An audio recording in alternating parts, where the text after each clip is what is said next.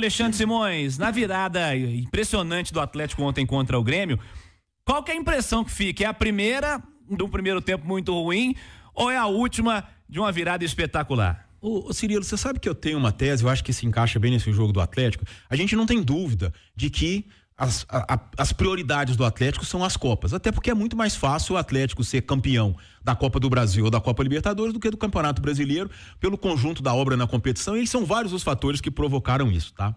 Aí, você tem na quarta-feira, um jogo contra o São Paulo, né? Que é o jogo de ida das quartas de final da Copa do Brasil, o confronto mais equilibrado da competição, e o Atlético sai do Morumbi com uma vitória por 1-0.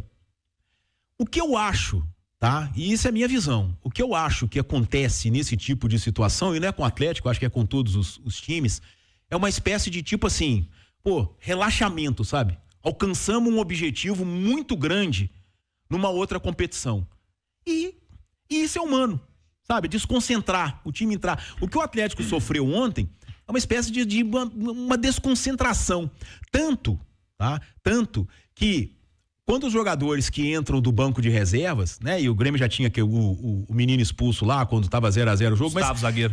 Eu acho que os jogadores que entram do banco de reserva, eu acho que eles mudam o jogo porque entra com um espírito diferente, sabe? Aquela coisa do cara que quer mostrar, quer buscar espaço, o próprio Palácios, o próprio Vargas que quer ficar, já declarou isso. Então acho que é muito mais isso, né? Essa questão psicológica de ter o objetivo alcançado num muito próximo, sabe? Do que realmente e a gente não pode tirar, né? De que os jogos das Copas serão mais especiais para o Atlético, até que ele não tenha chance nenhuma nas Copas. Aí teria que buscar no Brasileirão. Isso pode vir a ser um problema, mas eu acho que é uma questão explicável para você ter um time com 1 a mais, tomar 2 gols, aquela passividade toda e de repente mudar o comportamento completamente com substituições. E outra coisa que a gente não pode deixar de falar é que não tinha nem o Hulk nem o Paulinho, né? Isso faz muita diferença em qualquer time. Fez 3 gols sem Hulk e Paulinho, né? Só para tomar como exemplo o momento do Atlético no Campeonato Brasileiro, o Simões tem toda a razão. O Atlético com empates pode ganhar a Libertadores e a Copa do Brasil. Sim. Se ele só empatar no Brasileiro, ele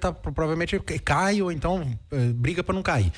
Mas a gente falou do Cruzeiro sobre as constantes mudanças, né? 15 trocas entre saídas e chegadas. Somando. E o mês de agosto. O que dizer do Atlético, que no mês de julho chegou a ter 14 ausências num jogo contra o próprio Atlético Goianiense e não tinha chegada e nem saída. 4 ou 5 jogadores de linha no banco, né? O Negócio Atlético meio bizarro, passou né? um mês convivendo entre 6 e 14 desfalques por jogo, entre titulares, reservas.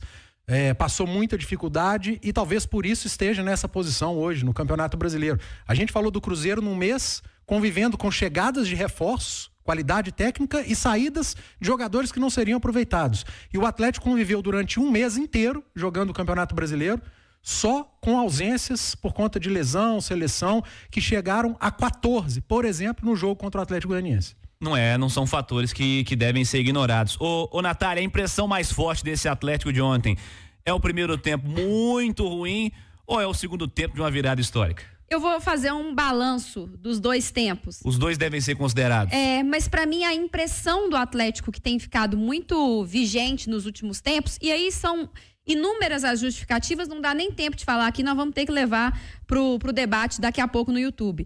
Mas é porque, para mim, a imagem que se passa é uma imagem de irregularidade. O Atlético é um time irregular dentro do Campeonato Brasileiro e leva essa irregularidade para dentro dos jogos. Às vezes um primeiro tempo muito bom, um segundo tempo horrível. Às vezes um primeiro tempo horrível, um segundo tempo muito bom. O Atlético tem dificuldade de ser uma equipe regular, uma equipe constante. Por isso que eu faço esse balanço entre os 2 tempos. O que se mostrou de ruim no primeiro tempo não pode ser apagado, porque um apagão daquele num jogo de Copa pode custar a eliminação. Mas o poder de reação na segunda etapa, a capacidade que o Atlético teve de se reerguer e a forma como as mudanças, né, fizeram efeito, a forma como os jogadores saíram do banco e foram para o campo, isso também precisa ser considerado. O Atlético construiu uma vitória com heróis improváveis. E olha o Kardec, a participação importante que ele teve, olha a personalidade do Palácios na hora de cobrar o pênalti, né, para chamar ali a responsa para si. Então eu acho que dá para fazer um balanço e dá para tirar lições dos 2 tempos.